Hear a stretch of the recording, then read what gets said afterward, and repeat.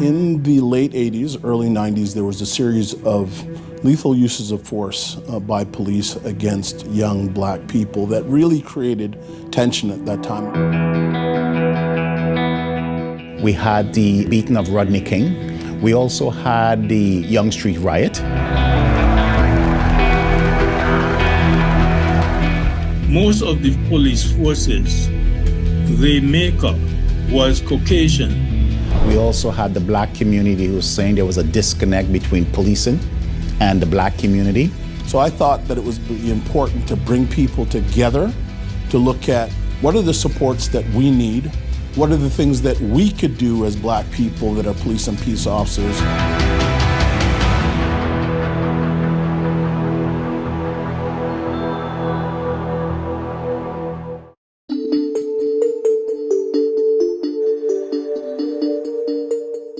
We assembled a group of officers that were representative of just about every level of law enforcement within our country. We had federal law enforcement officers, provincial. Most enforcement agencies lack the understanding of, multiculturalism and dealing with people of different racial and ethnic groups.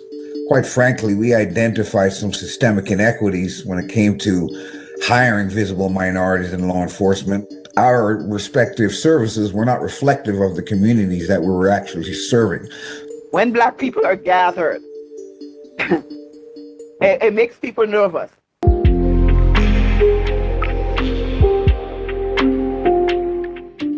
When we started, the most intense and virulent opposition we faced was from right within law enforcement. Oh, they want to start their own black police union. The A.B.LE group, they're a radical group. The Canadian Police Association wrote to us and said, hey, while we appreciate what you're doing, we all wear blue and we're all brothers and sisters. And our response to them then is, why are those people with a suntan treated differently in terms of the blue? And nobody truly understand what we were trying to do was, first of all, build bridges. If we had equity, A.B.LE should not have existed. In the early days, recruitment was somewhat hard to get. Because their concern was right off the bat was, I won't get promoted if I join this organization. And I wrote promotions twice. I've never had any problems with my evaluations. Excellent officer, smart officer, and I could not get to the to a score where I could get to an interview process. I was in York Region, myself and another gentleman were the only 2 sexual assault investigators of all of York Region back in the day when I was in CIB. We did it all. As long as you have the training, you should be able to do the job.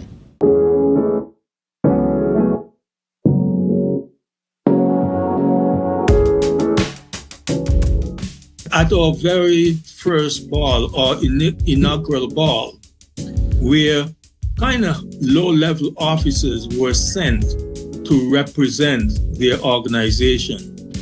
But by the second and third, we actually found that the commissioners were the ones that were attending. And so other members who were reluctant to be part of the organization started to join. We started to get a lot of requests in order to come out and speak to our black youths. Getting youth in our community more interested in working in law enforcement. One of the programs that we started was a black-focused law enforcement career day. Young people who had come to our very first career fair in '93 that are staff sergeants in the OPP now. And so when we did that, initially when we give out scholarship to black, indigenous people of color, and also white candidates, people were shocked. And the first few scholarships that we gave out for the first 3 years, it came out from the founding members' pocket. I'm one of the leading law enforcement instructors in this country. I'm the only master chemical weapons instructor in this country. Those opportunities quite frankly, were not available to me 20 years ago, but I'm definitely a recipient of what A.B.LE was able to do and continues to do.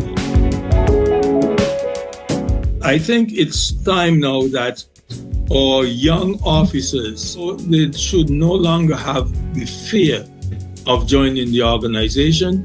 So we should be getting out there more, promoting the organization. Don't forget the community, the support of the community, and there are things they can say, things they can bring to the attention of public at large that you as a police officer cannot.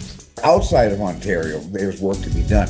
I'm a resident of Vancouver, for example, and British Columbia. We don't have a chapter out here. For instance, that in agencies that still haven't got a black female above the rank of staff sergeant. And black women have been in policing since 1859. And there should be more white officers liaising with us because we are all in the same category of preventing crime and having a better city. And as I take my leave, and then this is my stop in terms of retirement, this is time for me to get off and allow the other people to continue on that journey. So I would say really it's about refocusing and not resting on our achievements, it's building for the future.